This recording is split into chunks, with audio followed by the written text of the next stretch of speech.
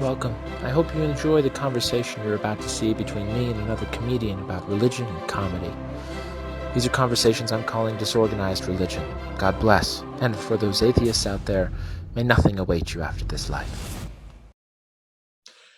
Welcome to another edition of Disorganized Religion. I am your host, as always, Seth Lawrence. And this episode, it's a real treat and a real pleasure to introduce to you an international comedian, a guy who's performed literally all over the world. He's also on Netflix. You can see him on Kevin Hart Presents, and trying to remember that other show that you were on. Hold on, I've got it. The Comedy Lineup. It's on the Comedy Lineup on Netflix. He was also a new face or a fresh face in 2017 with JFL, the prestigious and premier comedy festival in the world. The one, the only, the mighty JR De Guzman. Dude, hello. Thank you so much for joining me. Thank you for having me. Absolutely. This has been in the works for a couple weeks now. We finally got all of our ducks in a row, and we're here. We're doing it. I'm excited to be here. It makes it more special when we keep changing the date. Yeah, right. Just for us. I mean, none of the viewers or listeners will have any idea of the background what we're talking about. Like, no, I don't. They didn't experience any of this. It's more for us. No, I should have been preempting this with like little teaser, announcements. JR and the fans could be like, when is it gonna happen? Oh, it's canceled. Like, no. Like, is it really gonna happen? Then it happens. Right. And now crowds they've just been waiting since yesterday at 4 p.m. They lined up outside their own homes to listen to it. I could see it. Dude, what has been going on for you recently? Anything exciting? Anything you need to get off your chest? Well, to get present, like, updating, like, very present in the moment. Well, first of all, I got this matcha latte that's like the best matcha latte I've ever tasted. Okay, so what is matcha? Matcha, it's like a green tea. Okay. And it allows me to make a cheesy joke every time I order it. And they're like, would you like some sweetener? I'm like, not so matcha. And does it get them every time? Every time they don't laugh. Every time. And I still do it. Yeah. I still do it every time. I think every stand-up set, we should have a little joke just for us. Yeah, like that know for sure won't work, but you enjoyed writing it. Right. Well, I mean, even if it does or doesn't, but it's for you. It's for you as the performer to kind of be like, I don't care if it works or not, but this one's for me, guys.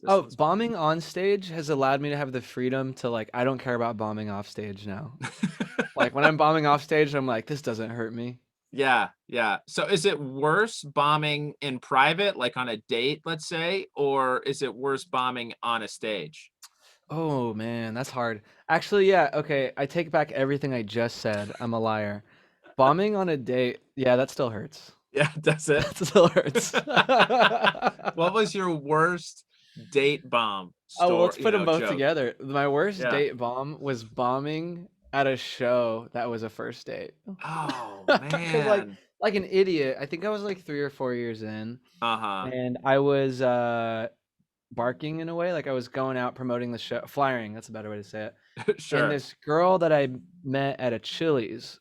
So the way that we would bark was, sure, random people, but going into a business where the person can't escape you, they have to be at their place of work. And I would go in and say, hey, we really love this Chili's and we want to support you guys by giving you guys like discount 2-for-1 tickets to a comedy show. And, I think that'd be great. So this girl that I met there, I thought she was cute. And like we kind of had some good banter and just like, oh, I could tell you're a comedian because you're just so charming. I was like, I think I got a shot. It's like, well, nice. Come to the show. And she came to the show and brought a friend. Yeah. And I bombed so hard. I invited her to a show that I was hosting. First of all, big mistake. That's tough. Because no one even sees you as a comic on the show. Right. Even though you totally are. No, you are right, but you have a different job. Like your job as a host is not to murder the room. No, and it's a pretty hard job to murder the room as a host. But some people are so good at it, and it's very impressive. Like they just warm up the crowd, and the crowd almost like misses them when they leave. Like, oh, that guy was good. Right, but don't you is there part, I don't know. I've heard there are hundreds of different theories on stand up, hundreds of different theories on how to host properly. One theory that I've heard is that if you host and you're like the best one on the show, you have failed as a host. You actually That's did not do your interesting. job. That's interesting. Yeah. I can see that. I can see that. Like, well, like you said, there's many philosophies. I guess in going with that one, it's like your job was to set up the other comics, specifically the headliner. And so Right. if you're taking away the show, it's not really about you. But I do know that I think the UK style, it's like the two, let's say like most paid or like most respected spots are hosting and headlining Yeah. instead of like feature and headliner. Right. Because the host I think comes back like they have an intermission and I think the host does a set before and after intermission and then it's the headliner Ah, okay. because it's their job to really like if any of the other comics suck, it's their job to like be the glue of the show. So Right. I guess it just Right. depends. Yeah. Yeah, I mean, the host it is a very fine line because you need to be likable. You need to get the crowd on your side and ready for comedy. Yeah. And that doesn't mean that you go up and necessarily have to bomb as a host. Yeah. But Yeah. it's not like you come off there being like, man, I'm going to push some merch tonight, guys. Oh yeah. If you're pushing merch as a host, you're totally an it's like what? Yeah. Right. Right. But there is that fine line where you want to be liked, you want them laughing, but you don't want them necessarily to be like, well, I can't wait for that guy to come back, you know? And I don't know how you do that because I thought about like it before where it's like, do you, let's say you're like, do you purposely tone it down or is it like you purposefully, I don't know, like keep bringing up the headline? You know what I mean? I think there's some people Right. who know how to do that better. Yeah, sure. I mean, I think it's all of it is just practice, you know? Yeah. Um, Well, so yeah. yeah, go ahead. Well, I was gonna say to cap off that story, that girl and I, Oh it was yeah. funny because we were like kind of hanging out before that date. Like I think I hung out with her for like a lunch or something.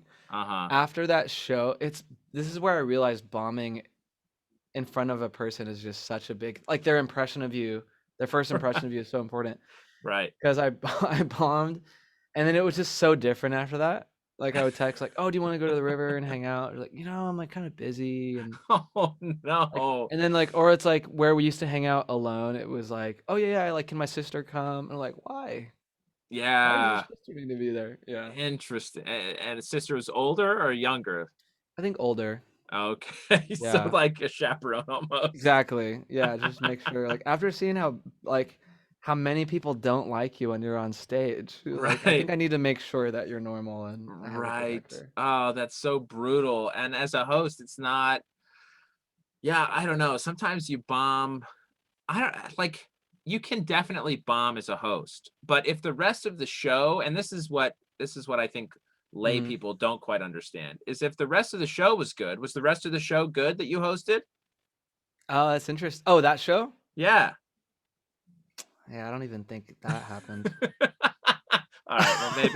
Well, maybe you did bomb. I was gonna try to I throw you a little no. lifeline. No one else No, I knows what appreciate happened. it, but no, the rest of the show was bad too, and it wasn't like a full show, so it's now Yeah. you just look like a guy who like doesn't do this. Do you know if Uh, that makes sense? yeah, or You know? doesn't do it incredibly well, which is, Yeah, which might have been true for that time, you know? I mean, 4 years in, everyone I think considers all of us who are like, I'm about 4 years in right now. Yeah. I hope people still Well, consider you me seem to be new. doing pretty well for 4 years in, you know? Well, thank you. Thank you. But You're not they say hosting like 7 to Chili's. 10, right? Like when you really start kind of hitting it, I guess. Sure. So, Yeah, like pacing wise. Okay, so I have a question for you. Cause yeah. like pacing wise, do you have benchmarks of like where you want to be at certain points? And then is Mm. that based off of certain careers that you're like emulating in a way? Is that how you work at all?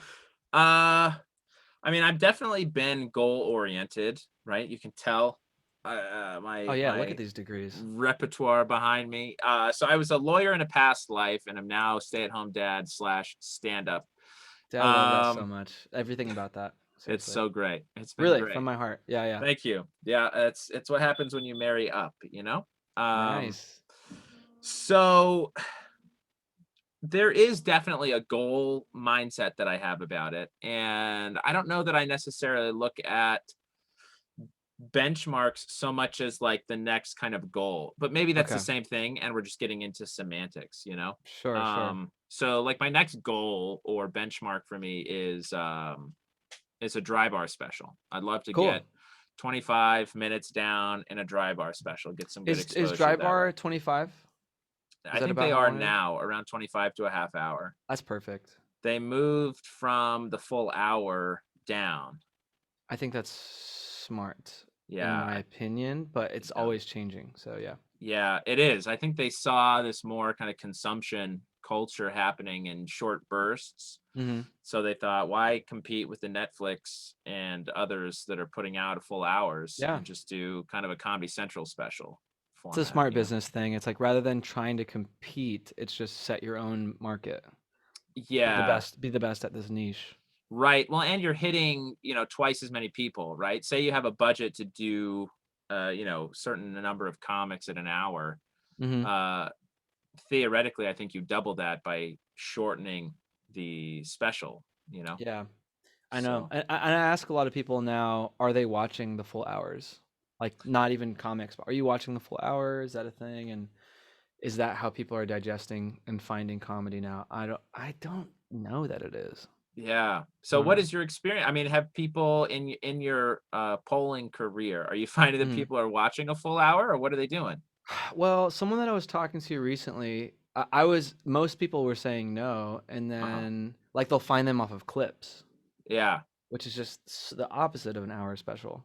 right. I'll see like a 30-second clip and like, oh, I love this person Right. after watching what 2 minutes of their entire like 4 30-second clips, two Yeah. minutes of what their content is.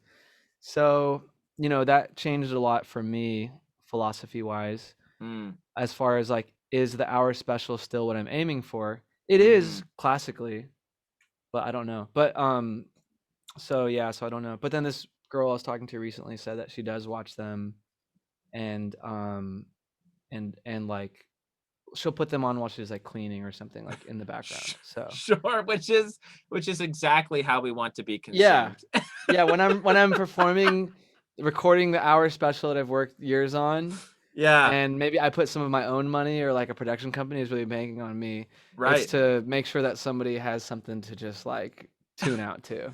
It's white Right. noise. Like they could choose my special Ah, or just like rain, the sound of yeah. rain. Yeah, exactly. I mean, what's the difference, you know? Uh Yeah, there's no difference. Unbelievable. Yeah, that's so it's true though.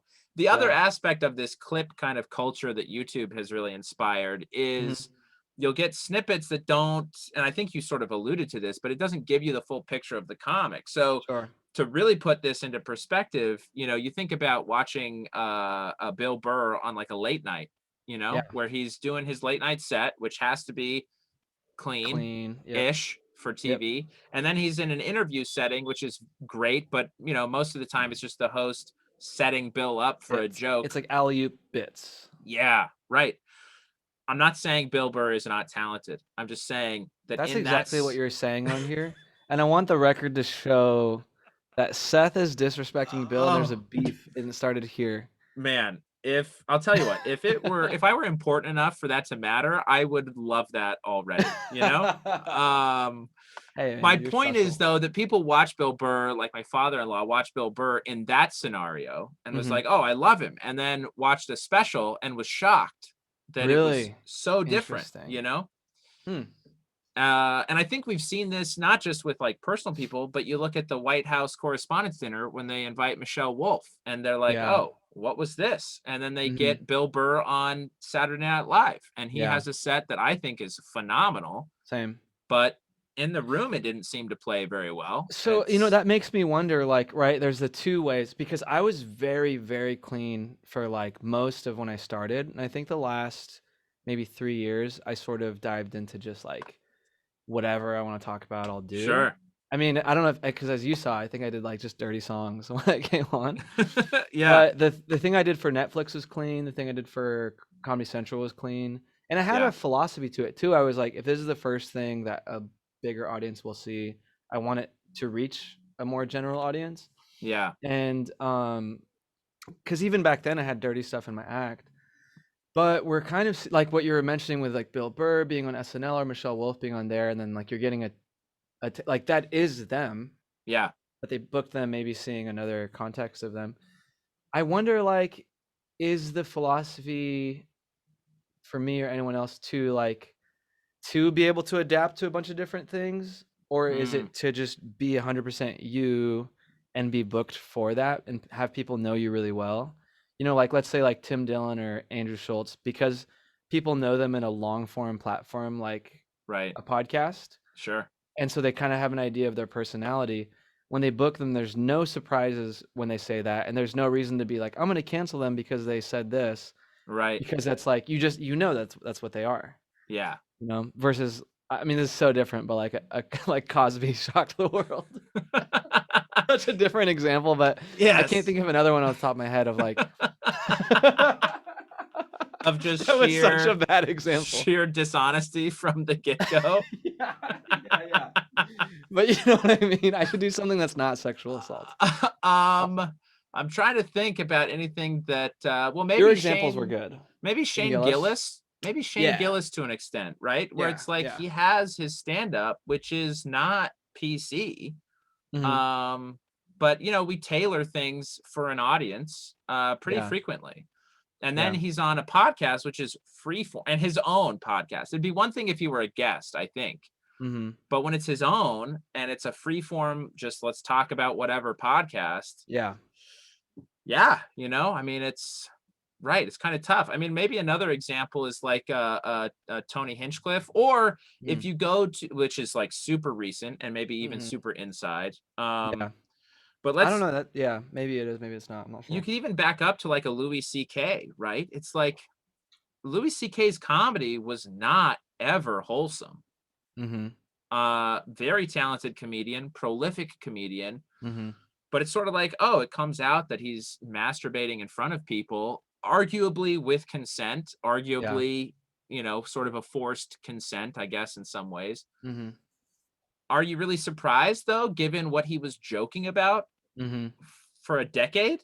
Sure. Well, I even don't or know. like in that one, yeah, it's funny because that one has a lot of like gray areas where it's like there was consent, but it's also the like invisible lines of like dominance or hierarchy. And so Right. that one's like, yeah, it's a weird one. I just to throw that in there, but I don't have like a super specific take on it. But Yeah. but another comic example is like not assault wise, but like Nikki Glazer. Yeah. She has like the long form stuff and Yeah. is very much like her on everything she's on, and is still able to do late night sets, Yeah. and it's like kind of edgy still, but she can adapt it. But it's pretty like edgy, even like going on Conan. I think she'll still talk about like her vagina or like anal and stuff. Right. And but you wouldn't. It wouldn't be like if she hosted SNL and said that stuff. It'd be like a shock. Yeah. You know what I mean? Yeah. So I don't know. For me, I think the goal is to get somewhere closer to that where it's just authentic everywhere. Uh-huh. But as far as putting that into action, that's hard because it's like I still do want to try to work everywhere. You Right. know what I mean? Like I Yeah. don't want to be like, yeah, I don't give a about anything. It's like no, I give a lot of I care. Right. Right. Well, I want to let's delve into that a little bit because I am still dealing with this kind of Hmm. because I work clean. I don't know that I It's work great. PC, but and clean is one of those words in comedy that can mean 100 different things. Yeah. But when I say clean, I mean late night or TV ready, Yeah. So when you talk about, clean versus kind of yourself or honest, I mean, Hmm. what was for me, a lot of it is kind of my religious background. I'm wondering for you, what was the debate you were having between being clean and just being, yourself or being honest up on stage? Yeah. Well, let's see. Because and even that it's so layered because and it's cool hearing your background on it too.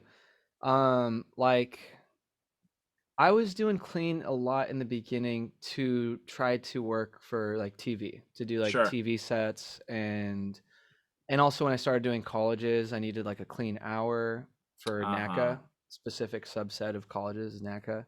Yeah. So I was like to work everywhere, and which I wanted to do. Basically, you had to be clean in my mind. Yeah. And then I reached a point where it was like this was just for me where I started to feel robotic. Mm. But like I don't think that would be true everywhere. It was like I think there's a real me that writes clean and has clean things I want to talk about. But I started to feel like so constricted because it was just for so long I was just doing clean and just trying to write clean, Mm-hmm. and that it like all came out like the opposite foot dropped, where I was just, well, this is funny to me. Let me try this. Yeah. And that's sort of now coming back to the middle again for me, where, okay, I got that out of my system. Let me go back to the middle. But Yeah. that being said, I did get baptized in Uh-huh. 2019.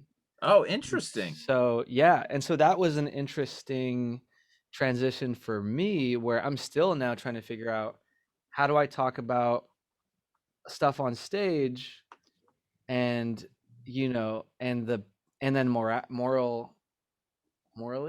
like, and like Yeah. how do I use like my Christian or spiritual philosophies to like guide that as well. I haven't really found that middle ground yet where like, because I'm not necessarily like aiming to go on as I'm a Christian comic, like like, is it Michael Jr.?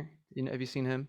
No. Uh-uh. He's like a very much like Christian comic, tours churches, or John Christ or these other people. Uh-huh. Um, and I think they're great. Um, I don't think that that's the aim that I'm going for.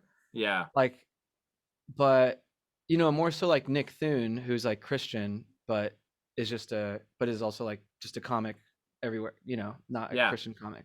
Right. So Right. I'm still figuring out that balance because I do go up there, I talk about sex. Like there was a show where my most recent Instagram post was me doing crowd work where this guy made a joke about being gay. And they're obviously two straight guys.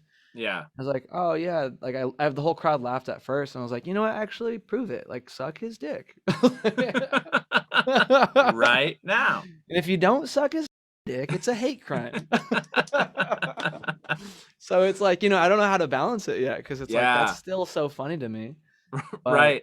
Right. I do question it. Like if my pastor was to come to a show, would he be just like like horrified by what I'm saying? I don't know. So Yeah. Yeah. Well, I'm in transition still. yes. Well, this is what I find truly fascinating about doing stand-up as arguably a moral person. um, Hmm. Hmm. I don't know if this is another sort of philosophical battle, I suppose, with a comic. Are they supposed to be amoral or immoral, or is it okay to have a morality? I think Hmm. I don't know, maybe that's dumb because it's all No, about no. perspective and What do you setting mean it by up that? What do from you the mean by that? beginning.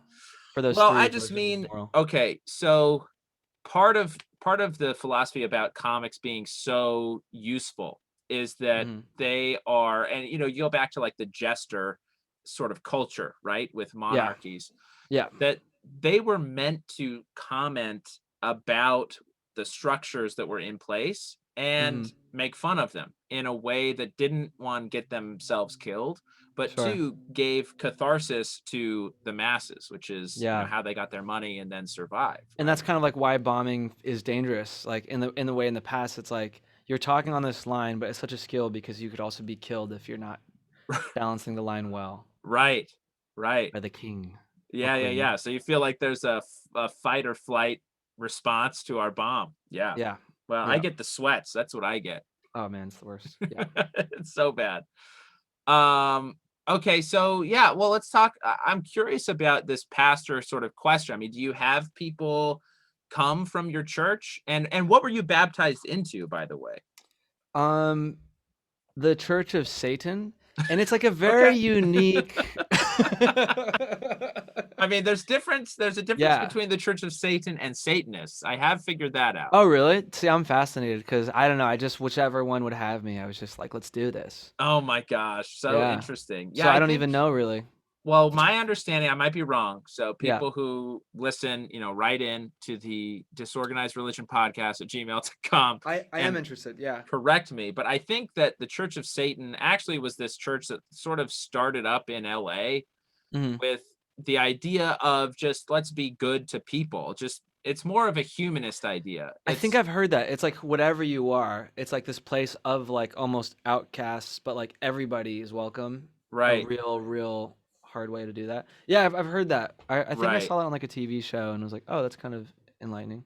Right, super different than what I would have thought it would have been about. And then Like they're you not have Satan worshippers. right, they're not worshipers of evil, they're worshipers sort of the rejection of hierarchy, rejection Hmm. of almost the alienation that happens when you believe in a deity, right? Yeah, that's interesting. I guess the imperfections in a religious organization. That's sort of what they were against. And so they Hmm. started this more humanist and named it the Church of Satan, which, I mean, what a dumb idea. But anyways, Sure, I think it's like I get it because they're trying to. It's a. I don't know that this is their intention, but it's a very eye-catching name right, for people who've maybe been like um not excommunicated or exiled, but like had just very bad experiences where they're like spiritual hierarchy, which is sure. unfortunately very common and turns people away from spirituality. Yeah, But like so it has this like almost sacrilegious feel to it that's kind of cool. And right. but then you go in and find out, oh, it's more than just the eye-catching thing. It's like all the TV shows on HBO that the first 5 minutes there's a sex scene and there's nudity. And then later on you find out, oh, I like the story. Uh-huh. It's a Sure. good story. I'll take your word for it. But yeah, I think it's something, probably something similar to that, where it is substantive. There is a substance to it that Yeah. does have a morality to it. Yeah. Then you have Satanists, which are truly just Satan worshippers. worshipers of evil, right? Like Mm. they delight in, I guess, torture or, That blows my mind. whatever. Like I get that exists, and I've met people with like personality disorders who start to fall into that for other mental health reasons or maybe Hmm. trauma. But I wonder where does that come from? I guess that's like a deeper question of inherent good and evil. Yeah, I think so. I think there's also a very tempting aspect of overcoming self Mm. through pain, right? Mm. Like it's just a very visual and visceral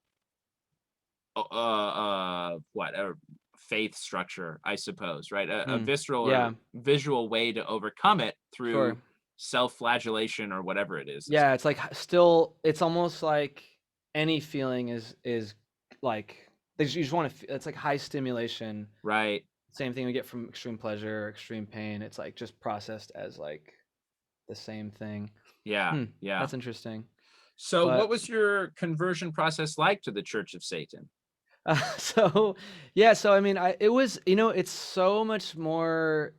It sounds like it's gonna be intense, but it's just so much more technical. There's a lot of red tape, a lot of paperwork. Sure. And it would have to Um, be red. yeah, it'd have to be red paperwork. That was the unique thing of them. Yeah, yeah, But yeah. just paper like social security number stuff, kind of like what's your tax bracket, how much can you donate? Right. Um, So wait, did you join the Satanist church, the Church of Satan, or the Scientology church? Which one did you? yeah, I don't. They're so confusingly similar. I want to Which get one were you actually attacked. baptized into? It was a blur, man. It was a blur. It happened Really? so fast. Next thing you know, I'm in it, and I got 6 guys under me, and I have to have them sell products to 6 guys under them. It's hard to explain. It's like this pyramid thing, Sure. Yeah, Yeah. yeah. But you could get infinity money at the end if they're all That's what selling. I was sold. Right. That's what I was told by we call them mentors. My mentor, my business mentor. Yeah, It's yeah, yeah, weirdly yeah. infused church and business in this. Well, there's no better way to do it than Yeah. mixing money and faith. It's some kind of scheme. I don't know if there's a word for it, but it's like this pyramid structure, Huh. and it's like a scheme thing. Yeah, yeah, yeah. Like people who get into it pay for those who come into it later, kind of a thing. Exactly. Gotcha. Yeah. So it Kind of a really could unique structure. work. It could work as long as people keep joining. Exactly that. So I really Yeah. believe in it, and it's done a lot for me. That's What's great. interesting is I've actually been a guy who so many people approach me about pyramid schemes and like Uh-huh. multi-level marketing. There's something about me that says like this is going to be the next guy to like take advantage of. Right, right. Well, I mean, you were baptized in 2019, which is something that Yeah. doesn't often, people convert to different faiths at different points in their lives. It happens. My Mhm. mom converted to Mormonism when she was in her mid-20s. Mhm.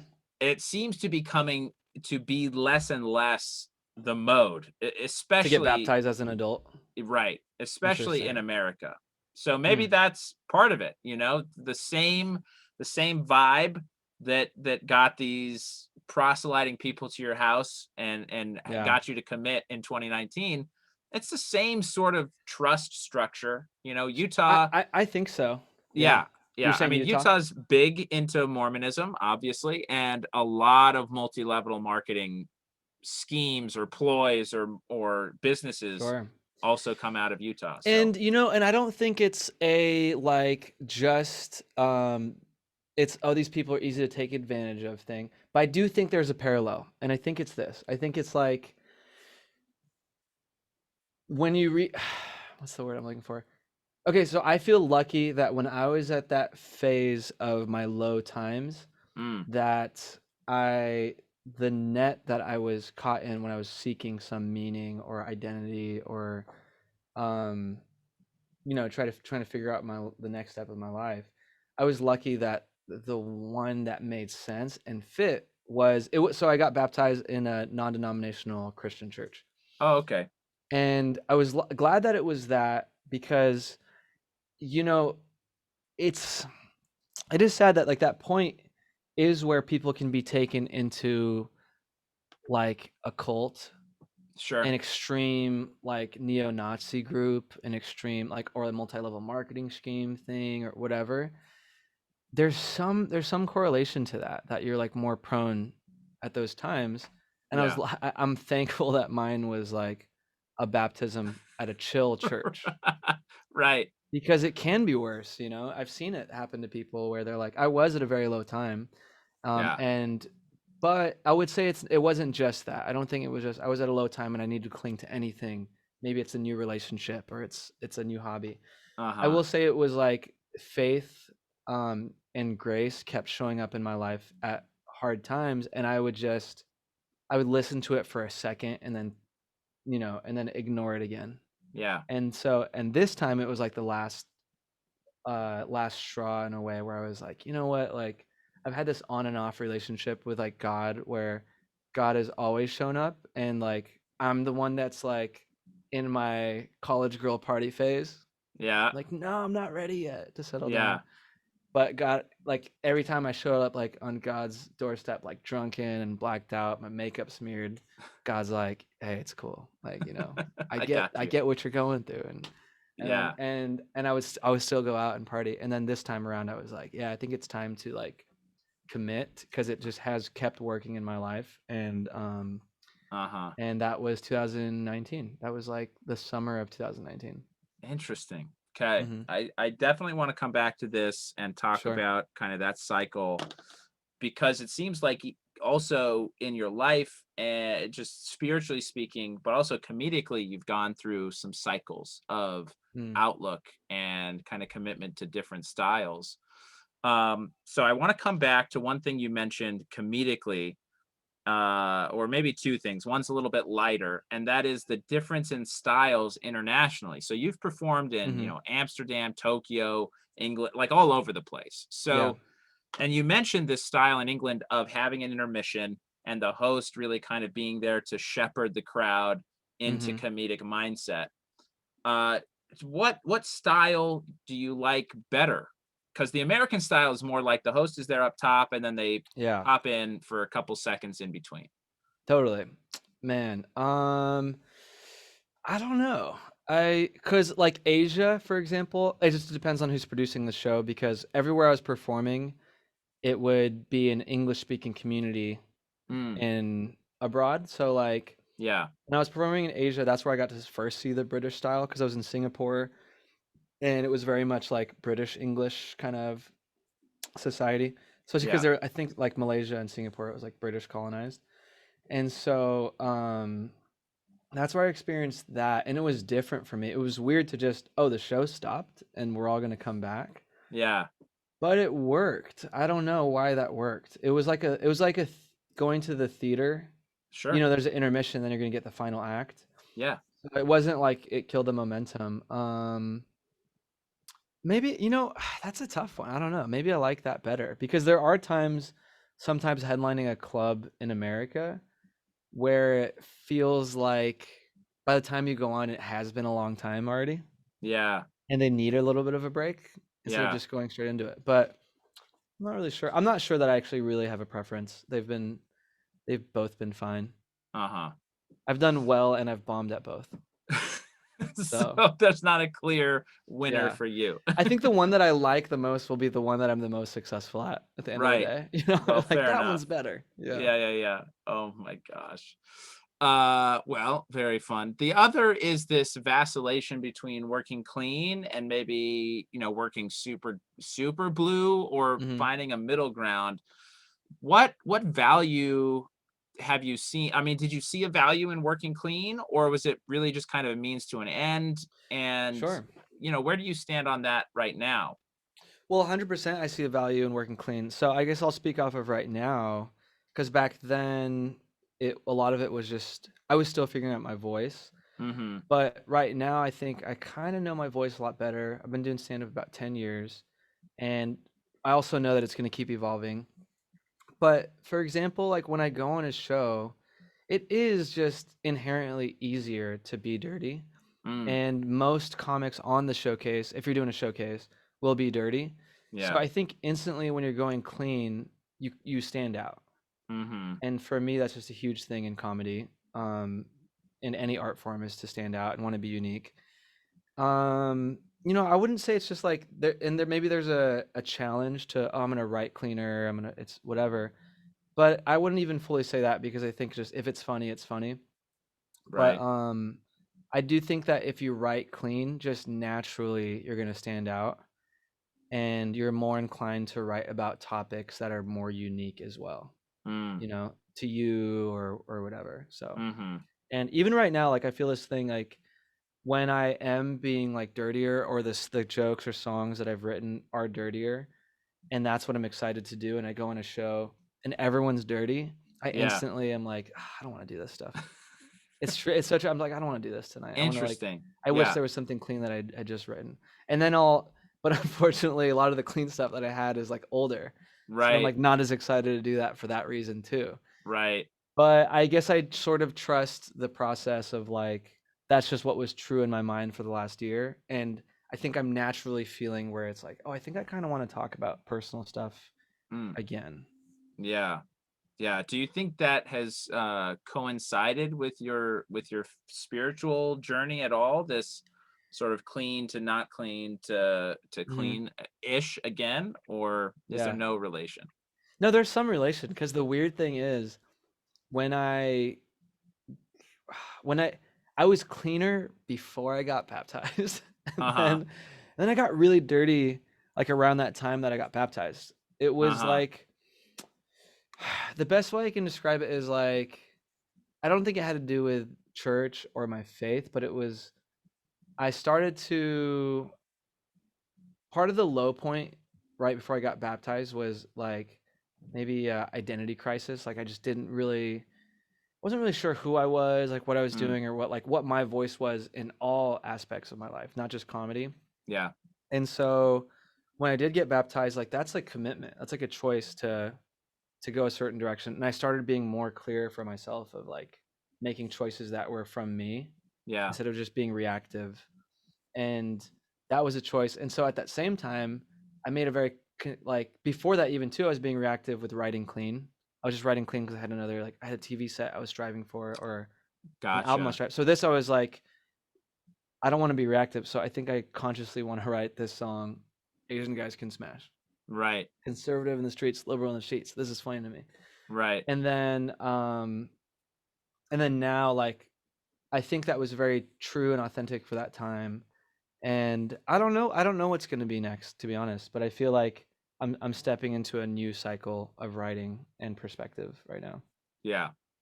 Well, very exciting. So now, okay, I want to talk since you've alluded more to the spirituality side of it, Hmm. and kind of what was going on for you. I think that that crisis of identity is particularly huge for comics because it's so much of what we bring to the stage is an identity.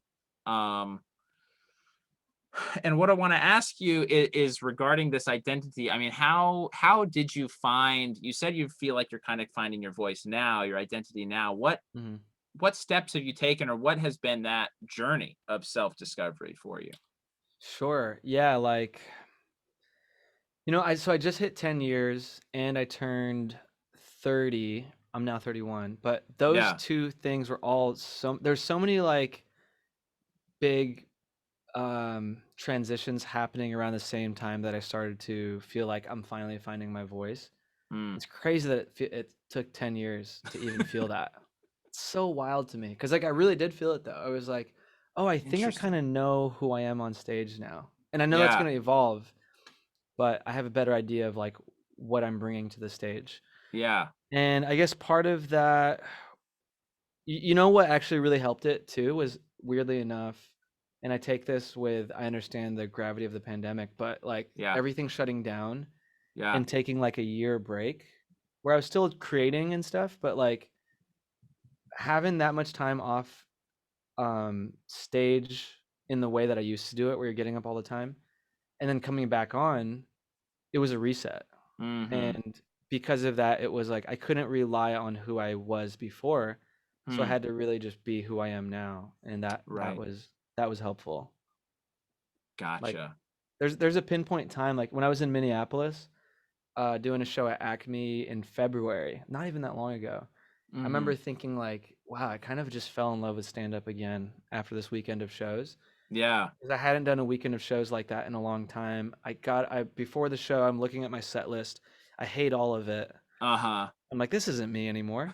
And I was stressing because like, what am I gonna do then? I don't want to do an Yeah. hour that I just hate, and I'm like lying to the crowd with like a fake smile. Right. So I wrote on top of my set list, I wrote, enjoy it. Like, first Yeah. and foremost, that's what I want to do. Enjoy it. These words don't even matter. Just Yeah. enjoy it and like and let that be what the crowd feels. And I think some magic happened that night and that weekend. It felt Interesting. really good. Yeah. So did you do the set list you had prepared, or did you more It was improvise? a lot of improvisation. Yeah. Yeah. How do you say that? Improvisation? Improvisation. It sounds more theatrical. Improvisation. It's probably your international comedic Yeah, yeah. Well, repertoire, I've been to Amsterdam and experience. Asia, Right. so I say improvisation. Right. There it is. That's the problem. You got to get back to the good old US of A, JR, and just say Yeah. words correctly. Okay. Um, yeah, interesting. Well, yeah, I think the pandemic has been obviously a very terrible year Mhm. and a lot of very negative things, but I guess for those of us who survived, Yeah, it has been a true blessing for some of us. I think that have sure. used it in that way to really find out, like, what do we want? What do we perspective? It's been a Yeah, perspective check. yeah. That's a good way to Uh, put it. I love your comedy. I had not really been that familiar with it until you and I met at the Nightcap, which is a Mhm. fantastic venue in Burbank. Yeah, that was fun. Um, so it's guys like you and Morgan J. I always am curious, do you feel a stigma from other comics because you go up there with a set of talents all your own? I feel like Dimitri Martin also must get some of this, which is, Mhm. are you a musical comic? Are you a prop comic? Are you just a comic? What kind of vibe do you get from the rest of the comedic world? Well, that's a really good question. And thrown in Morgan J. I love him. Shout out to Yeah. Morgan. I part of that transformation of this year was leaning even more into the musical comic thing, Mm, because very much before, I think I had an insecurity when like stand-up purist would, where they may like look down on me for playing a guitar on stage. I was like, well, let me please this part right. of my audience and show that I can do stand-up. So I was very much stand-up heavy, and I would throw in songs. So I was like, oh, I'm a stand-up comic who plays funny songs. Yeah. And then I was like, why? Why am I doing that? It's like, why care? So it's like Sure. and I was almost envious then when I would see like Flight of the Concords are just, they don't give it. They don't care. They're Yeah. leaning into like, we're musical comedians and we banter in between, then we do that. If we Right. banter and it's not really getting a laugh, that's okay. Yeah. Like, Yeah. and I mean, sometimes it's just like, everyone. a good song, yeah. Right. So I think I leaned into that more over the last year because partially too because I was spending so much time creatively just making comedy song Mm. videos online and Yeah. having fun with it and not feeling the pressure from the back of the room. Whereas before Mm-hmm. I was still like very tuned into the back of the room. And I think a lot of comics we want to be comics, you know? Right. And I very much wanted that. But now I think I started to lean into like, dude, I've been doing this 10 years. And it's funny how to say that feels so freeing. You know what? I've been doing this 10 years. I'm going to just do whatever I want. Yeah. Right. You've And earned it. yeah, that was like a part of it was just like, I was like, I love music. And sometimes I almost think of myself as a musician first before comedy because it was like my Hmm. first love. I don't Right. think the world would say that, like, as far as what I've put out into the world, but like, I just love music so much. So I was like, why not lean into this? That makes me happy on stage. And I think the crowd gets something from they can feel your joy and happiness. So Yeah. um Yeah. now I would say it's easier for me to lean into the music comedy part of identity. Gotcha. Well, it's a great aspect of what you bring to the table in a lineup. So I'm glad. I'm glad that's where you've landed on it. Um, the other, I guess, so for people who don't know JR or about JR's history, he started as a, I mean, I guess started as a kid, but eventually was a Yeah. music teacher and then Hmm. got into stand up. And I'm curious why. Like, what was what was the like motivation for you to get into stand up other than just to get out of teaching music? Sure. Yeah, that's a good question. Like I was always a fan of stand up. So, music and comedy. Music was first, where I was like started out in church choir and then started taking some piano lessons and then started learning drums in the 8th grade. High Mm, school was very music filled. I was like in drumline, evening orchestra. I played like alto sax for band. I was like a big band nerd. uh-huh. And then I went back into choir like my junior and senior year. So I thought going into college I was like gonna be a musician. I was like, I want to be a rock star. That's what I want to Sure. do. I would Yeah. in my room, it was like an attic type room, upstairs room. I would turn off all the lights and turn on this one light that was like a stage light, and Yeah. sometimes like just play drums and pretend like I was like the backing of like some big band. Like, oh yeah. Sure. And then so that was just very much the dream. But comedy was always this thing. I had no idea how you even get into it. I just thought it was Mm, this magical thing. I would watch like Conan every night and like Premium Blend and watch comics and almost like start to talk in that form with my friends. Like, you ever mm, notice like girls like do this thing and like guys do this thing? Like, you don't know what it is, but you're kind of starting to right. do the joke structure. Right. And so it was like I loved it. And I always like thought it was cool and I just had so much admiration for comics. Mm-hmm. And then the transition from music into comedy was in college. Like, I think I wanted to try out like improv, and then I didn't get into the improv group of my college, which was so heartbreaking. Right. Well, first it Right. was I wanted to get into the acapella group, didn't get in. Yeah. It's like, oh man, like who am I Jeez. then? I thought this was gonna be my future. Right. And then I didn't get into the improv group. And then finally I would always play stand-up specials for my friends.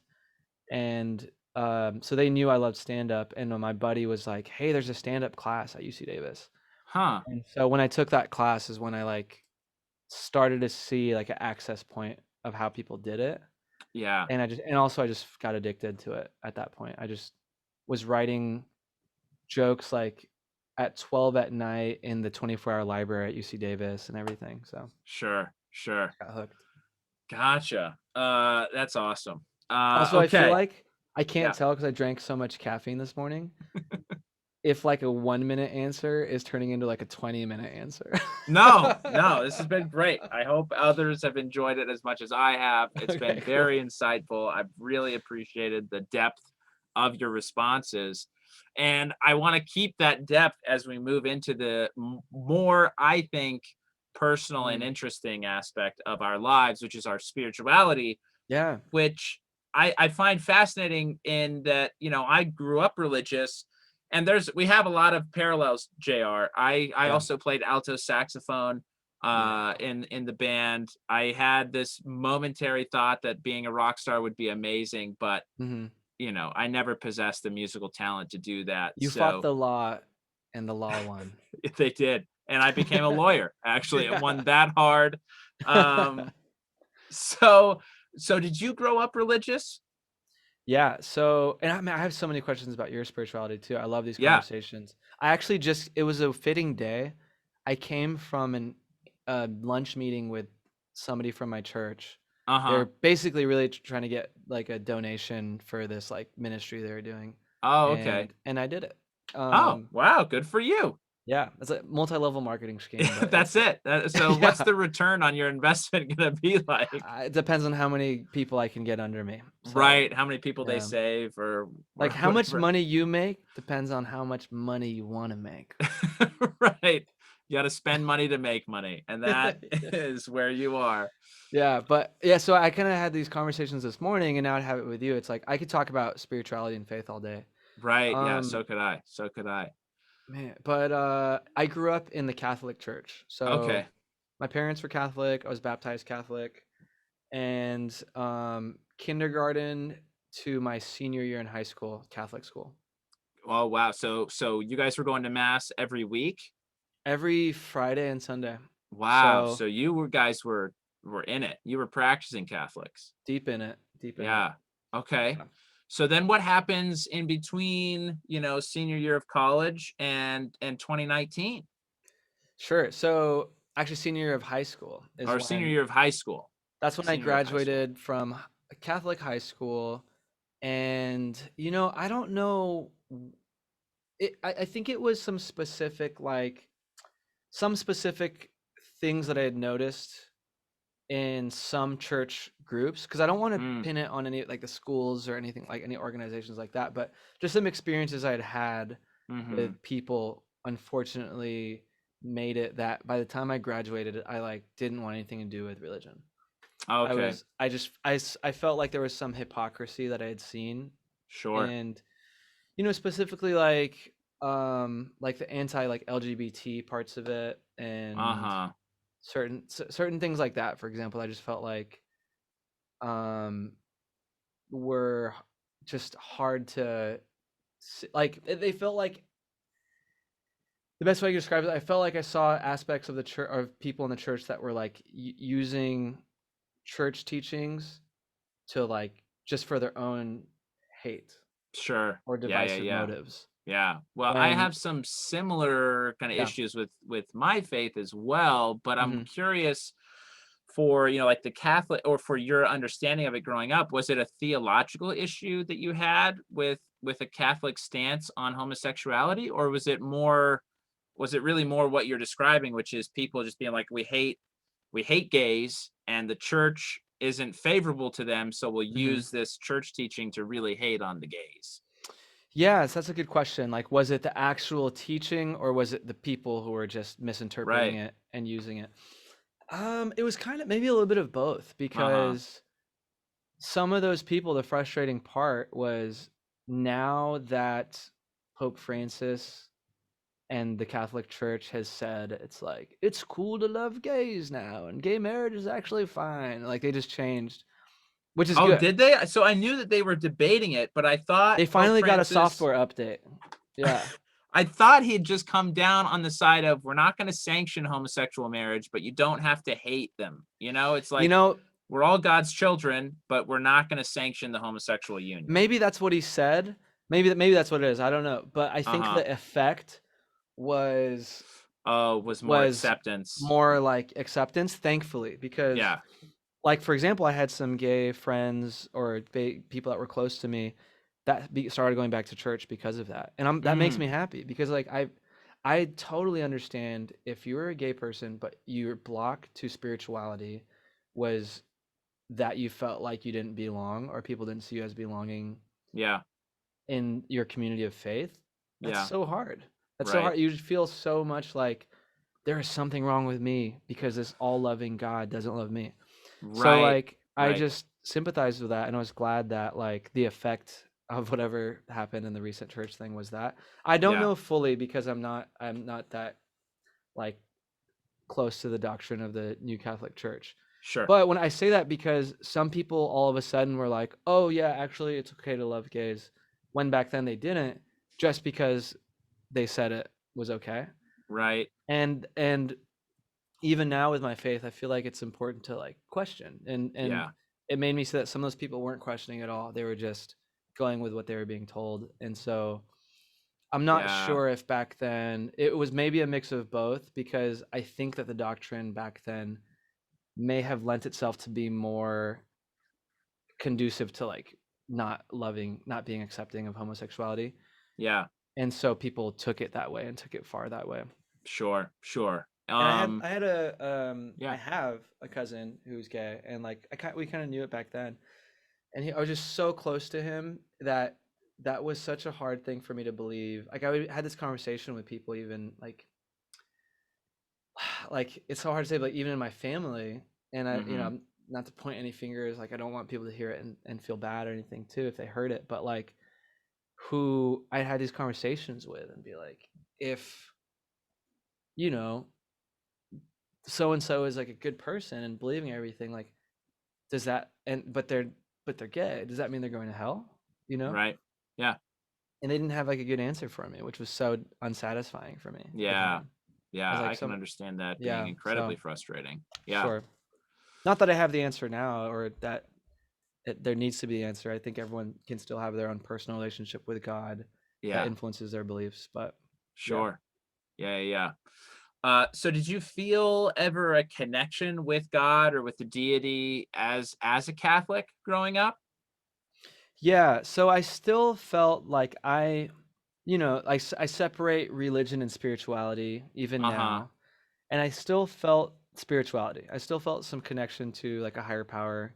Yeah. At that time, and like the way that I prayed in high school was very much I would go on a walk and talk to God.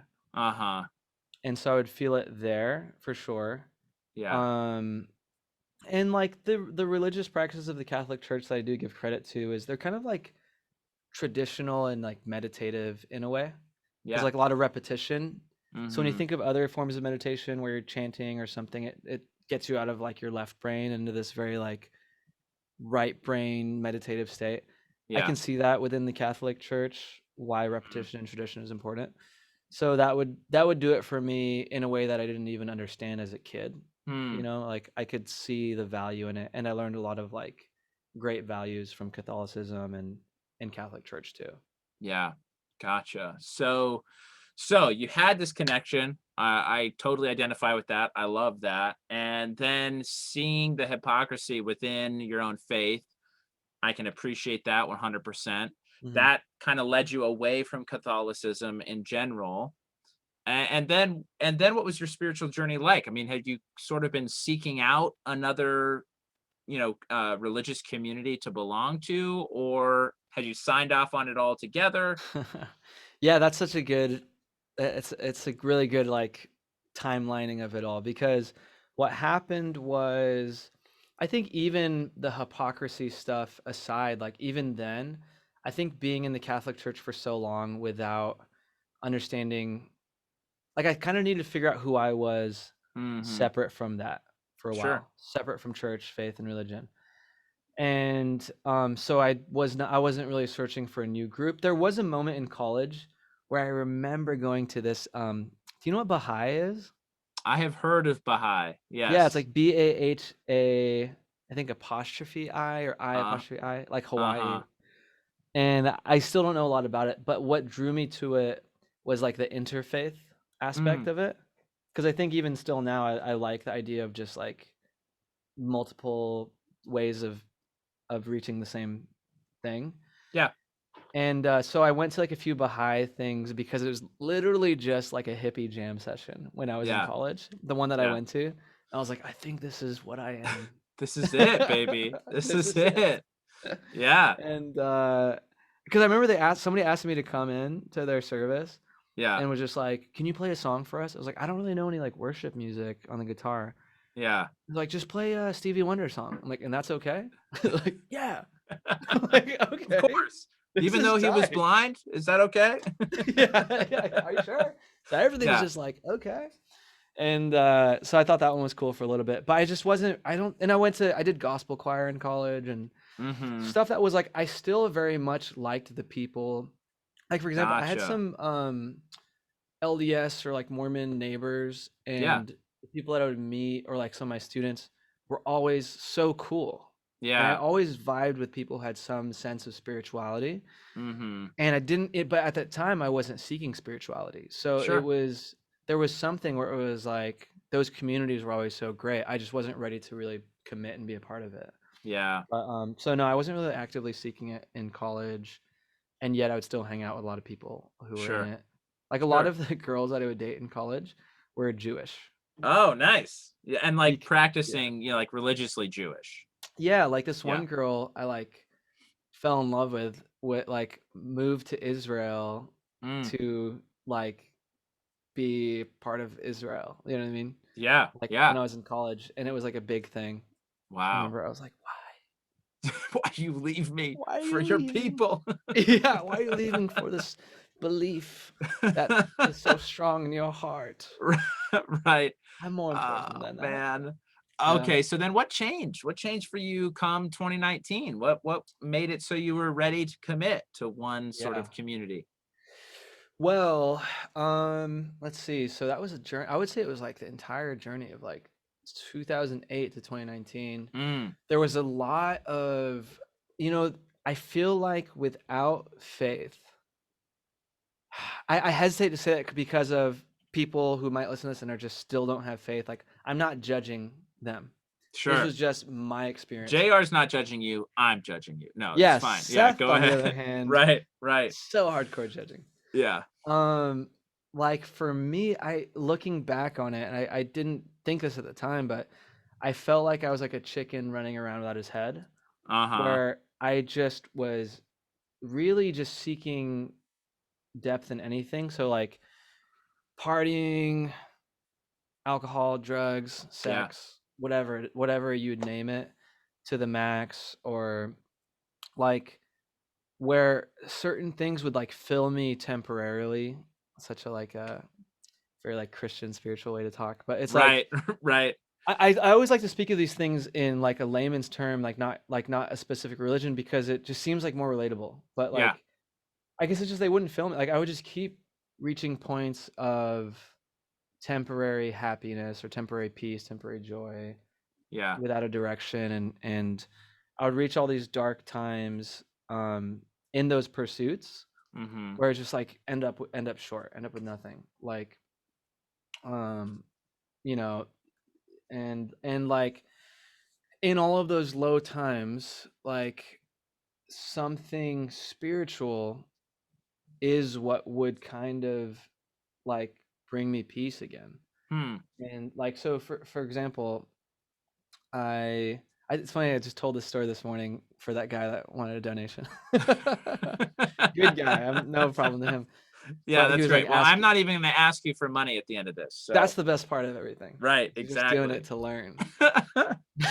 That's it, But baby.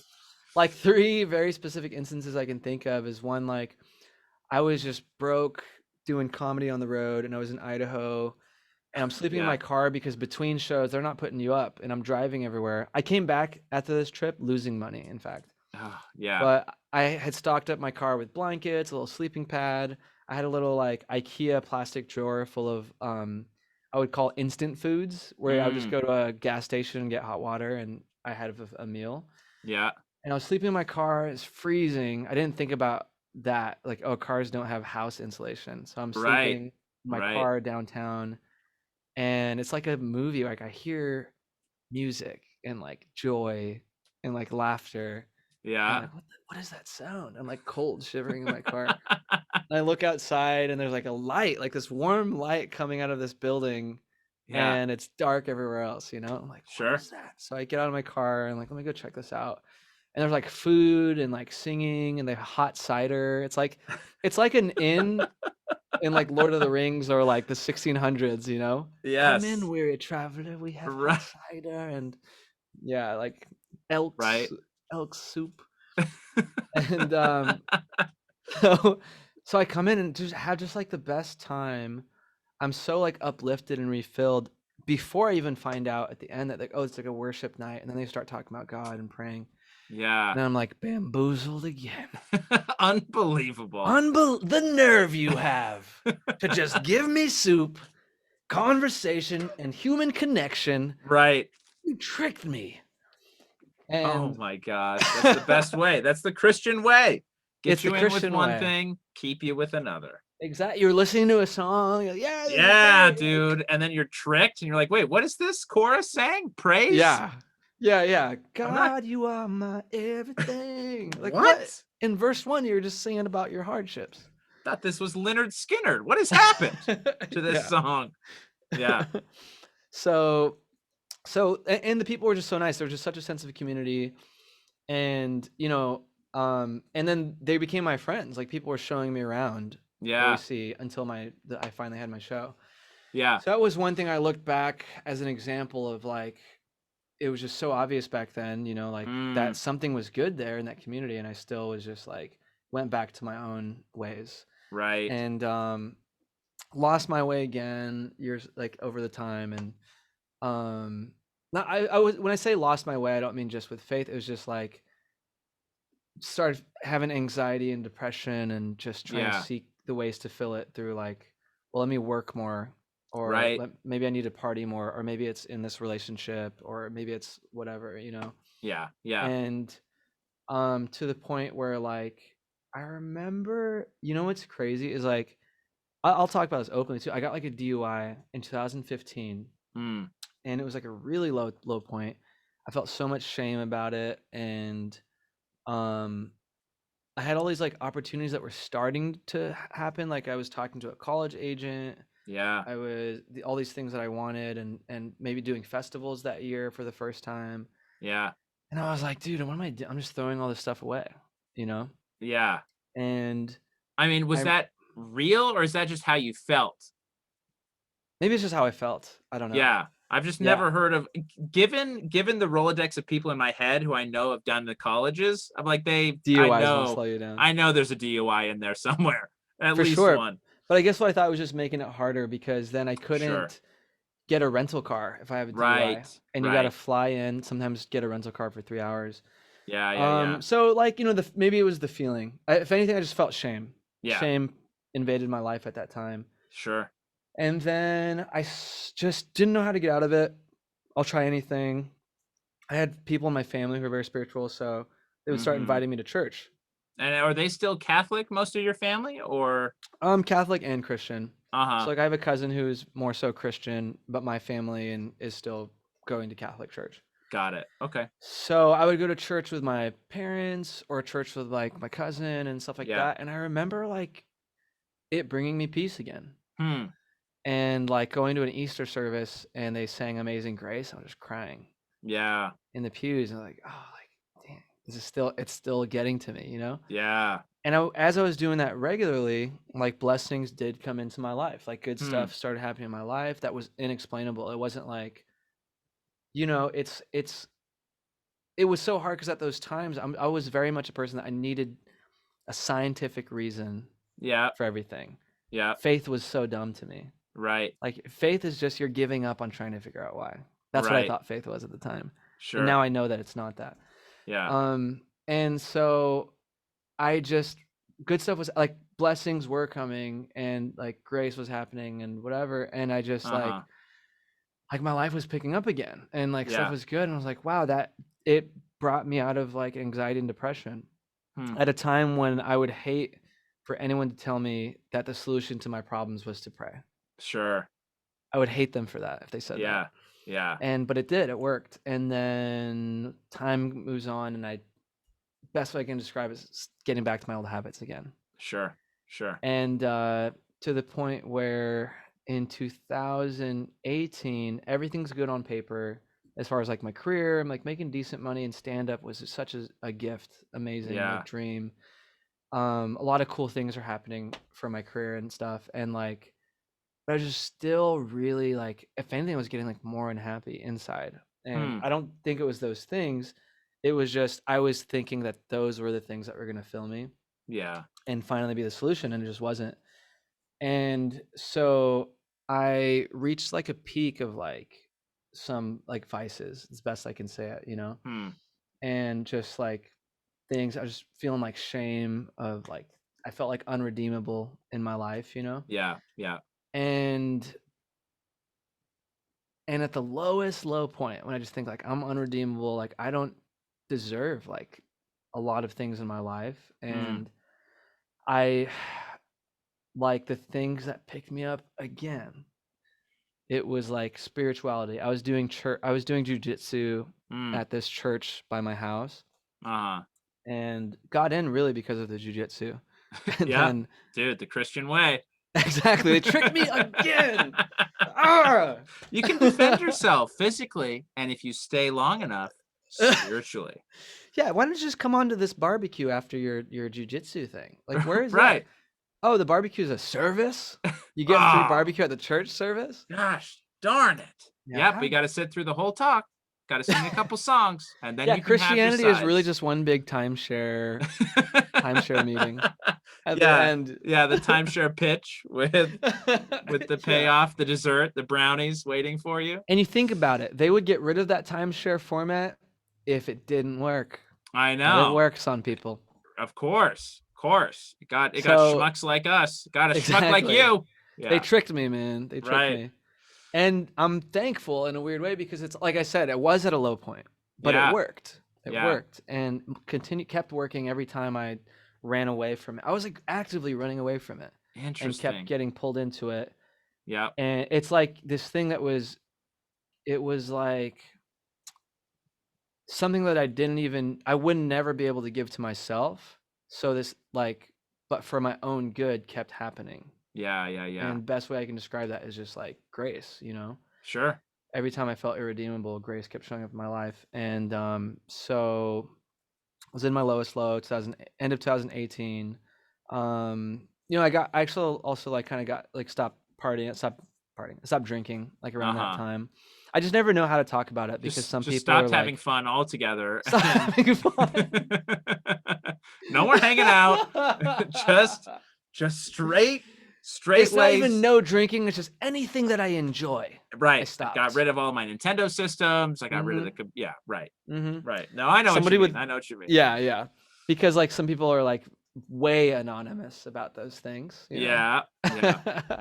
and like have a firm philosophy of like keeping it, what is it? I forgot. Keeping it real. Keeping it real. And And so, but that stuff all helped me. And then in the beginning of, maybe it was like summer of 2019, I met up with my pastor and was just like, hey, like I wasn't sure if I needed to get baptized because I'd been baptized Catholic. But I was going to church and had strayed so many times in the past that I was just like, I think I need to do something that's like an act of like commitment, and asked him about baptism. He was like, you want to do it this Sunday? I was like, oh, it's not like a process. Like we don't need like some big initiation study thing. Yeah, like, I don't have just to go show in up front of on some Sunday panel. and you're good. Yeah. I thought it was. Sure. I literally thought it was like The Voice. Right. Like, their Right. Am I judged worthy to join your clan? Yeah. Yeah, exactly. And so I got baptized that Sunday, and it's still like an imperfect faith journey for me completely. I mean, is there any other kind? Really? I don't think there's another kind. Yeah. That's such a refreshing thing to hear, honestly. Yeah. I mean, I honestly, like, every journey is imperfect, but there is no journey that is less perfect than a faith journey. Wow. I love that. Yeah. Well, I love that because like I think growing up sometimes I didn't feel that. I felt that there are some religious communities that are a little bit more like pious. Yeah. Where it's more about the show. We are holy.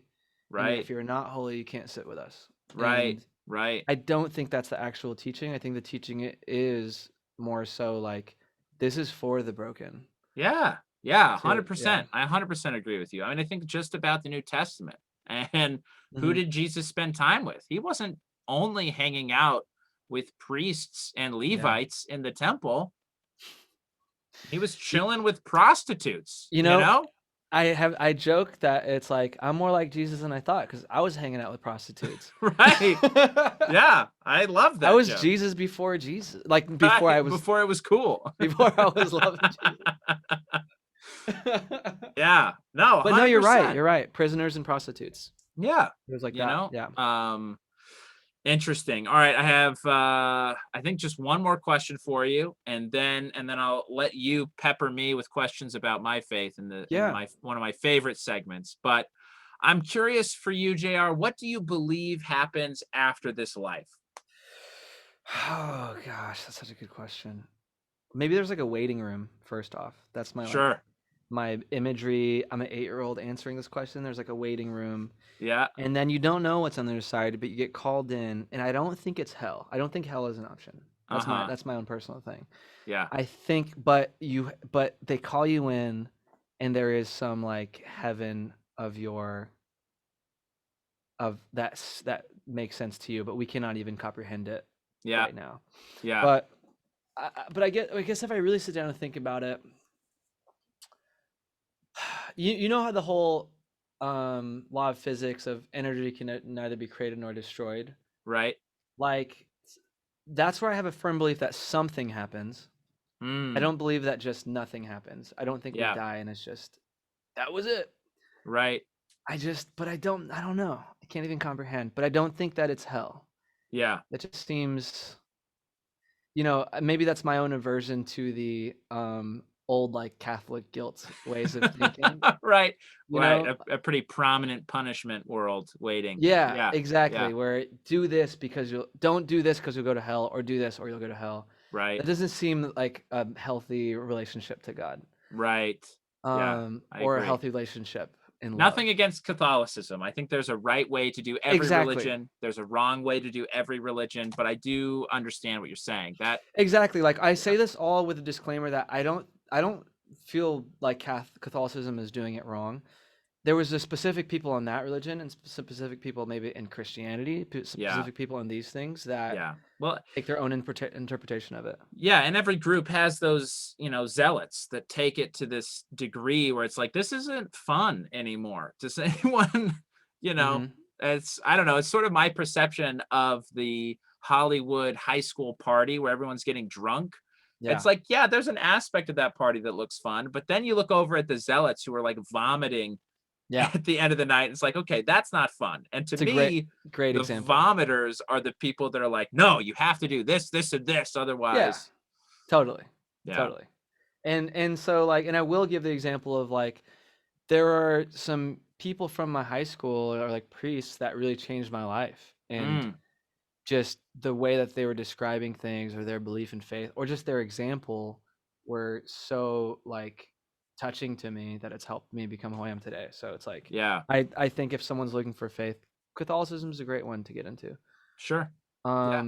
But as far as heaven goes, even metaphorically now, I do believe in like even sometimes feeling heaven on earth, where it's like you feel freedom, you feel joy, you feel compassion, empathy, Yeah. connection. Like you're set in Minnesota.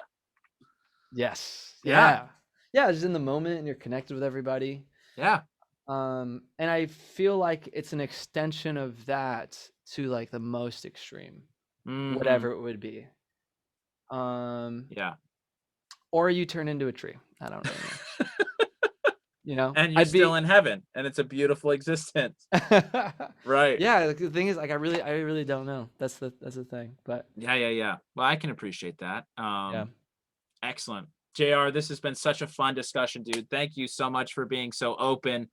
Now it's your turn to put, whatever curiosity you have to my test in the segment that I call What's the Deal with Mormons? This time with JR De Guzman. Any questions you have for me? Well, man, there's so many though, and it's not even just with Mormonism. Or would you call it Mormonism or Yeah, I think stuff? colloquially, yes, Mormonism. My faith has had a few bouts with the nickname. And really, I am supposed to insist that I am called a member of the Church of Jesus Christ of Latter-day Saints. That is just so long, Yeah. so verbose. Anyway, I can appreciate it. member of the Church of Jesus Christ is the way they want us to shorten it, but Mormon Mhm. has been around so long, you know, you can't choose your nickname often. Yeah.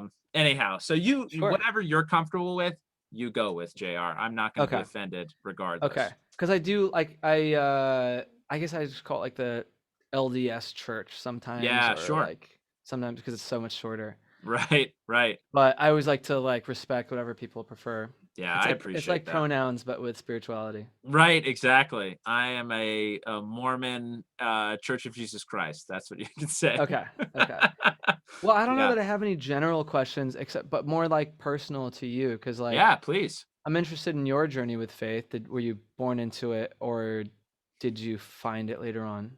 Yeah, I'm pretty bland in the sense that I was born into the faith. My dad also raised in the faith. Mhm. My mom was not. She converted when she was in her mid 20s, somewhere around there. Met up with the guys on bicycles who Mhm. talked to her about the Book of Mormon.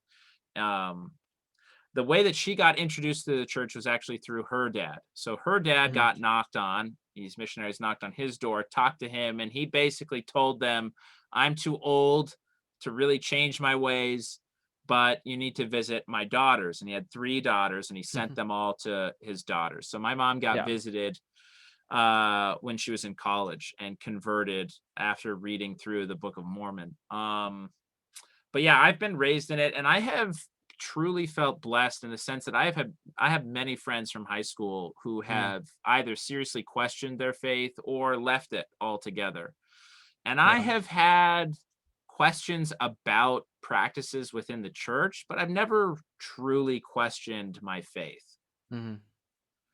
And I don't know that I have necessarily a good reason for that other than just my pure Sure. righteousness. No, just Yeah, I just have that's, always been holy. right, right. I truly feel just fortunate in that way And that that's I think that's a very real perspective and story with it. Like I don't think it always has to be like I questioned it so hard. Like if it was working and there was no reason to question it, I think that's right. I mean, it's not to say that I'm, I guess my relationship with God, with Heavenly Father has not always been the best. That Mhm. definitely goes through cycles, and there's definitely aspects of my own spirituality that I've had to learn, and that I'm still evolving and learning. Mhm. But as far as like formally or informally leaving my religion, no, never. Not part of your story. Right, not part of my journey. Was there okay, so then let's say what's another there's a few oh, so two more questions or there's two in my head. So one Yeah. is I guess what is your perspective and then also the church's perspective on like interfaith as far as like other religions and other spiritualities and stuff like Islam, Judaism, Christian, Yeah. Catholic. Uh, so I guess my thought is, God talks to us all in different ways. I do firmly believe truth comes from one place, and Mm, that God, our Heavenly Father and our Heavenly Mother really want us to come all back to them.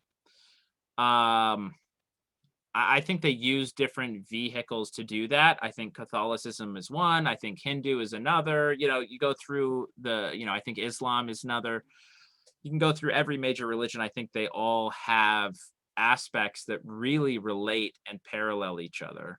mm-hmm. Um, I guess fundamentally, though, I do believe, and that my church's stance is one that I tend to agree with. In the end, Sure. everyone's going to be Mormon.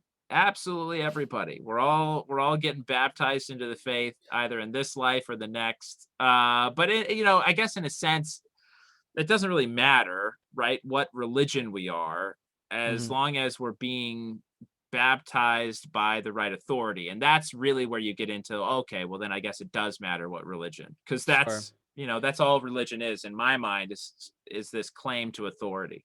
Mm-hmm, mm-hmm. Yeah, because I do well I don't know this super well, but when I was in Utah, I saw it was like the family history library. Yeah, yeah, Is that what it is? yeah. In Salt Yeah. Lake.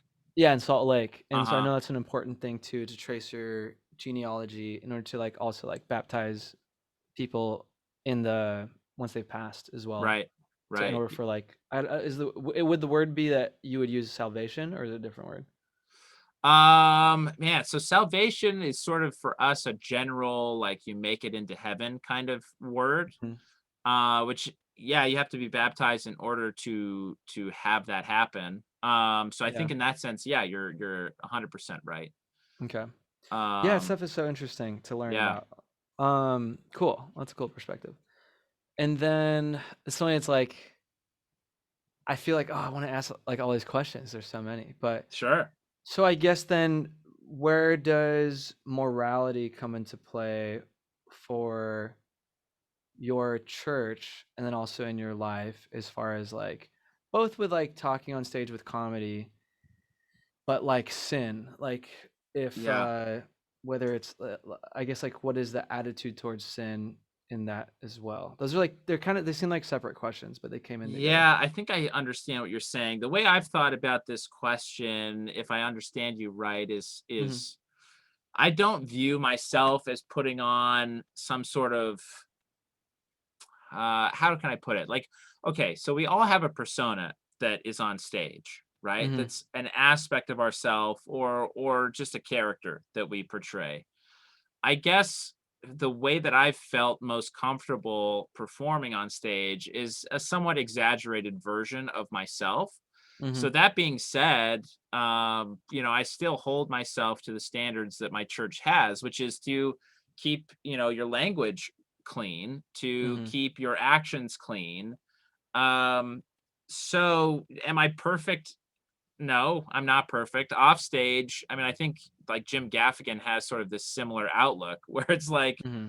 I'm a parent, I slip up, I get super mad, and I curse in my home. But, Yeah. is that hypocritical to then be like, well, I don't do it on stage? Maybe. But I don't it's an know. Yeah, admitted hypocrisy, I suppose. sure. Um, We're all like hypocritical in some right. way. Just wild. Right. And I guess, the other thing is kind of this image, which I think you sort of alluded to in the sense of like, do I want to work clean for this show? Or, what kind of audience do I really want to attract? Hmm. Um, yeah, I think it's acting. I understand that I'm a representative, whether I want to be or not, of my faith. As soon as they Totally. find out what my faith is, I think you're de facto a representative of it. Hmm. And I don't want people to be like shocked in a bad way. I want them to be shocked in a good way. You know what I mean? Yeah, they're surprised that this person believes this, because this isn't what I thought, but and it's good. So it's like a Right. good In a example sense, where it's they may like, want to check it out. yeah, like, oh, that makes sense that he believes that. I can get that. As opposed to being like, oh, but he says this. Like he really believes this. That's Hmm. crazy. Like Hmm. if I were to find out that David Cross was actually a Mormon, I would be floored, you know? Hmm. Sure. Or Ricky Gervais. Like if one day we found out Ricky Gervais was truly a Christian, it'd be like, what? And I wonder about the effect of that, because would it be, for me, I feel like seeing them and finding out that they're Christian, it would be a huge shock, but I'd be intrigued. Right. I'd be like, Yes. okay, let me see how this connects. Yeah. Although I feel like that, I don't know his story, Right. but But to get like say a Dave Chappelle or like a Brian Regan and be like, "Oh, they have a true like religious bent to them," mhm, that would make sense to me. I'd be like, "Oh, sure, that's cool. I can see yeah, that." yeah. Is Chappelle? He goes to a certain church. I don't know, honestly. Okay. I feel like there was something about his faith recently, maybe within the last few years in the Oh, news, is it but I like don't know. Islam? Yeah, something like that. Something I like think he that. I may have come forget. out as that, but I Yeah. don't really remember. Okay. Um, so in that But yeah, back sense, for your thing. Yeah. yes, I do feel this pull to act or at least joke about certain things in a certain way on stage, but that doesn't necessarily feel contrived to me because that is Yeah. a way that I try to live my life, even though I Hmm. don't quite achieve my, potential or expectations all the time, which I guess in Yeah. that sense it's not hypocritical, right? It's like, well, this is my goal. I'm really trying to achieve It's that. I'm authentic not to your voice. right. Exactly. Yeah. So that all being said, I have had the same struggles that I think you might have, currently in inviting like a pastor or some of the congregational members to a show that you're on, when it's like, Mm-hmm. I'm not the only one performing.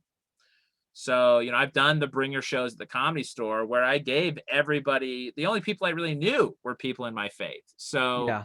I had to bring 10 of them. And it was like, okay, I'm only going to be up there for 5 to 6 minutes. And I can tell you that I'll work as clean as I can, but I'm not going to make any sort of guarantee for anyone else on the show. Totally. And, I had some really good friends that would come out and be like, it was okay. And others being like, at least you were clean, but like, I don't know if I can come back because everyone else wasn't that clean, Interesting. Yeah. So So how do you, I mean, so what's the like level of, do you feel like you have a different level of strictness or like conservativeness with like comedy and your religion than others?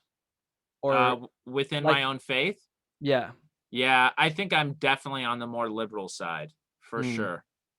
okay. Um, I guess there are certain aspects of, I don't know. I mean, I guess you could see like the true, almost puritanical Mormons being like, well, you shouldn't even go to a comedy club. Just the Gotcha. So fact that's that the you're even extreme other end. right. It's like you shouldn't even expose yourself to that kind of moral depravity. Sure. Um, and I kind of come back with this thought of, well, Jesus did. I mean, I don't understand like what's Yeah. I Totally. guess we Totally. all have our thresholds. We all have our limits. And for whatever reason, you can call it pride, whatever you want. I feel like Mm, I can be in that world and not be, tainted to the point where I become like that. You know what I mean? yeah. Totally. Like it's not like because Jesus was hanging out with prostitutes, prisoners, and the sick that now he was like tainted. He was like dealing drugs or whatever you Right. Like would in happen essence, if you hang out in the cesspools of comedy. right, right. Yeah, It's like that was his calling. And I kind of look at my calling a little bit as being a light in these places. Let me totally. go and try to make it funny that these people have no morality. Sure. Like that's the way I view a lot of the people that are out there in the world. They just have Hmm. no moral compass whatsoever. They do So what it's hard, feels which is tough. I right, empathize with that right. because you don't know what it would be, but you being that some light or like by an example, maybe like, oh, why does is this person happy, and why does that make me feel less dark or whatever? Does that Sure. make sense? Yeah, I don't know. that is the best way to put it, JR. That is the best Yeah. way to put it. Yeah, my persona, I guess, kind of comes out of the comedy that I've seen growing up, which was I guess contemporary examples would be David Cross, and Ricky Gervais, who are pretty negative on the religion. It's like people who believe in Interesting. religion are dumb or Yeah. are closed-minded. Sure. And if I can do anything in the conversation of comedy, it is to say that that is not true. Religious people are very intelligent people, not all of Yeah. them, but there are also some really dumb atheists that actually Sure. believe a lot of really spiritual things. Yeah, it's So, like ironic that they're like taking. There's some contradiction, like because atheism is also like almost as passionate as a belief as some religion. right. If you go to the again back to the zealot side of it, I wouldn't say Yeah. everybody, but yeah, Yeah. Yeah. Exactly. that's Exactly. interesting. So, So wait, you said that you grew up with like David Cross and Ricky Gervais? no, I did not grow. No, I did not grow up with them. Oh, I'm just saying those are contemporary examples of what I perceived when I watched stand yeah, up gotcha. of this like negative bent on And you want to religion. do the obvious opposite. And Okay, I want to gotcha. try to do the opposite. Yeah. I see what you're saying. Okay. Yeah, because Yeah. has there ever been comics that you've like disagreed with in some way but enjoyed Oh, like I that? think both. I think David Cross is hilarious when he's Yeah. not like I think he does get into some sort of hateful tirades depending on the Mhm. bit. But Yeah. in general, hilarious. Gotcha. Ricky Gervais also very funny. And Louis C.K. in his last special, and he's not been very closed about how anti-religious he is either. Mm. Um And it's not as like anti just so much as like, well, isn't that silly? That's more kind of, I think, Sure. his Sure. tenor on it. Yeah. Yeah. All very funny, very talented comedians, you know, Mm-hmm. but yes. I definitely find people hilarious and still disagree, you know. Gotcha. Gotcha. Okay. I'm I trying to guess think for of. me the problem is when I think it's coming out of a place of ignorance, Sure. you know. It's just like talking about race. There's stereotypes, and there's actually true like cultural Right. ways to understand it. Right. Right. And I'd say the missing link is ignorance, just like with Yeah. this. Yeah. Yeah, exactly. Because yeah. Anyways, instead of commenting on it, I want to hear more of your things. No, no. Any comments you have are much I was gonna say appreciated. because anything can look silly, but if you start to understand like the real human justification of someone's belief, you can understand it. I think we can understand everyone's story, um, Yeah. atheist or believer. Yeah, 100%. Yeah, But 100%. All it takes is a little bit of context, you know, some listening and context. have you gotten like pushback from your church for anything, like whether it's comedy or even other? Yeah, I mean, certainly Or not yeah, anything formal either way. yeah, And, you know, people within my congregation have been really supportive. Um, so no, I haven't had anybody come up and be like, "Hey, you shouldn't be doing this." yeah, And I'm not nearly, maybe one day I'll be well known enough to where general authorities are commenting a little bit about, "Hey, you know, yeah, you, yeah, yeah. That's you should fine. either calm this down or something." But no, no, It's been nothing fine. like Yeah, that yet. gotcha. Yeah, I'm trying to think of what else, like because I almost feel like it's I guess like I don't know what to ask because I don't know what I don't know. But Sure. well, do you have a understanding of like the afterlife for yourself that you believe in? Oh yeah, 100%. I mean, I think when you said waiting room, I was just like, dude, JR, all you need are two of my friends to come to your house, my man. And Yeah.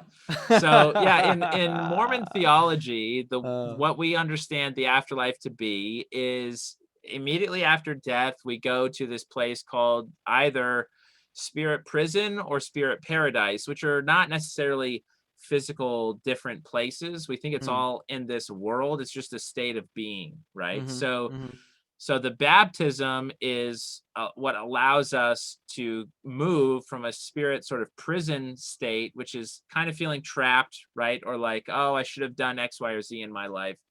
And one of those things is definitely being baptized to a space of spirit paradise, which is a more hopeful outlook on the rest of eternity, right? This mm, idea of, oh, I can progress. There's something else that I can do. So that's kind of the waiting room until, you know, resurrection and judgment.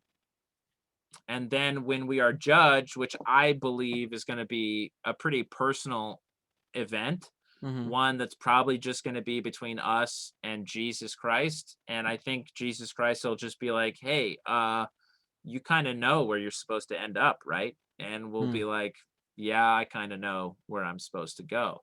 mm, And Mormon heaven and hell is kind of what you described in the sense that we believe this traditional idea of hell as being very small, right? As far as population goes, yeah. and heaven being really, really big, and that there are sort of three states of being in heaven. So these three kingdoms of heaven, I don't know if you've heard any talk about that, but Mhm, uh what we believe in being like the highest of heavens is exaltation, which is where men and women are together and they're making planets and making mm, mm, spirit babies that go down to those planets mm. and essentially continue the cycle that we're in right now.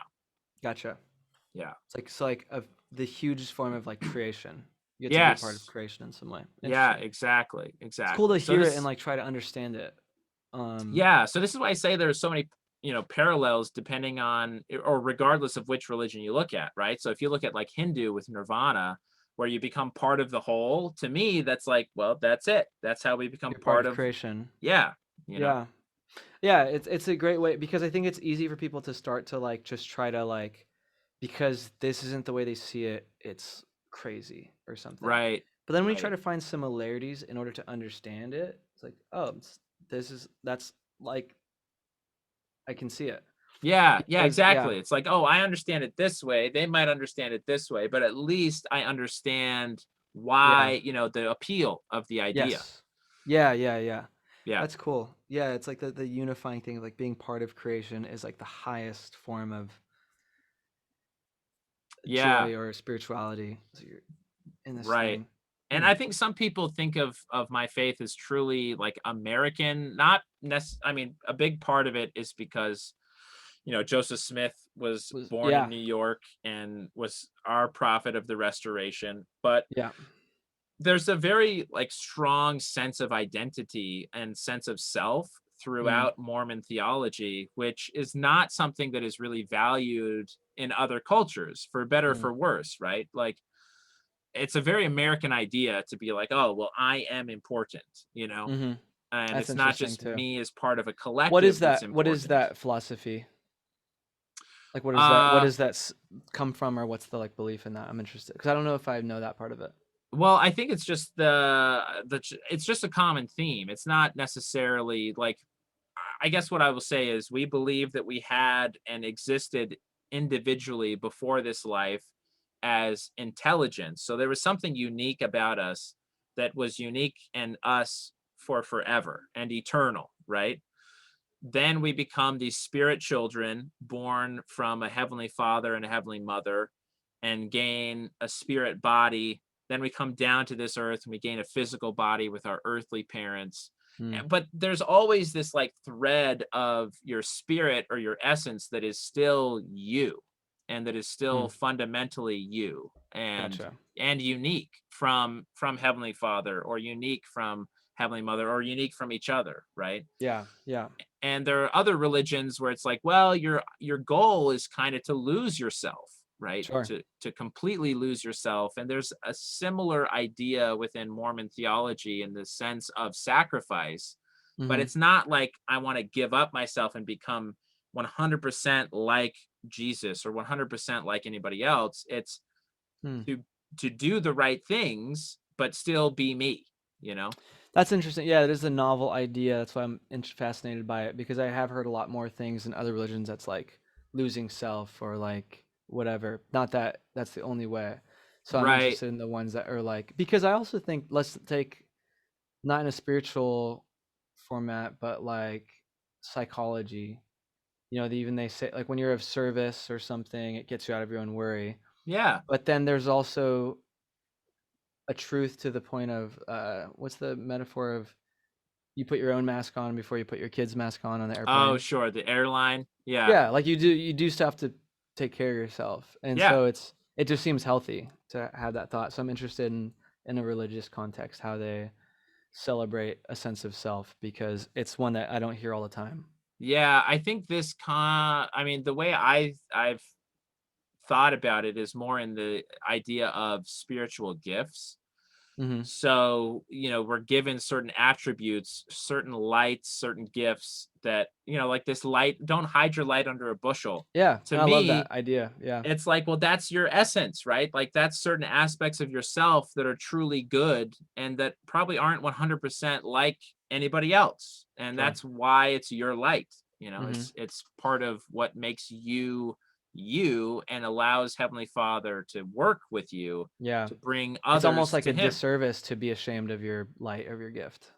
Yeah, Whereas, you exactly. should celebrate it, and yet, and it's a thing like to work on because I think it can be seen. We can feel, oh, I'm being cocky or I'm being this or that, Right. and we're taught to like put the Yeah. bushel over our light or minimum like make ourselves smaller. Yeah, and I think we do that in the sense of like, don't take glory to yourself, push glory to God, right? And Mhm. yeah, but there is this weird kind of juxtaposition or I guess dichotomy in like, yes, I do give glory to God for what he has helped me do, but Mhm.